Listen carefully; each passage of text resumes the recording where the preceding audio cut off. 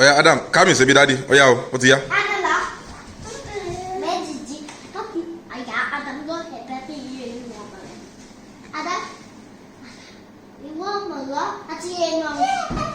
One, two, three, four, Jagauga. 1, 2, 3, 4, Jagauga. Adam.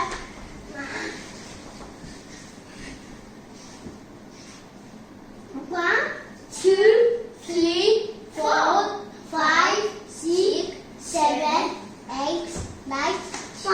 Okay. Yeah. But Adam, yeah. Okay. Adam, even then.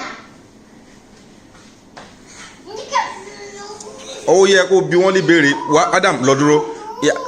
Camille, mo fẹ́ kó bi wọ́n ní béèrè kan ní Yorùbá. Ó ti bá wọn sọ kankan Yorùbá.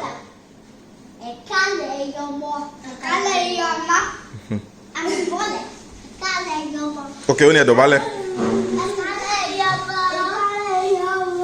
Okay. Dìde. Tani? Èmi. Ṣé Camille ti ṣe tán? Kí ló tún fẹ́ sọ? O ní sọ pé kí ló tún fẹ́ sọ fún wọn ní Yorùbá? O mọ̀? O mọ̀ kó tó fẹ́ sọ fún wọn mọ́? Kò sí wàhálà lọ́jọ́ kò. Jẹ́ kí n sọ nǹkan tẹ́ máa sọ. Ní sùúrù. Sọ fún wọn ọ̀yá ka ọjọ́ tó wà nínú ọ̀sẹ̀ fún àìkú ajé ọ̀yá. Ṣe àìkú ajé.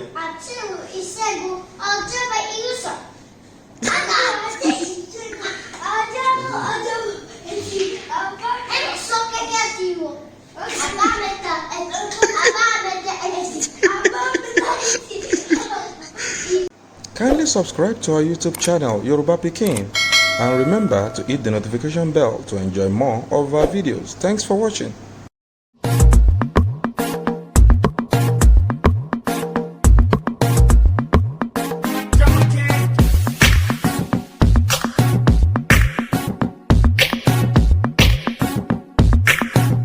Ọmọ Yorùbá lèmi o.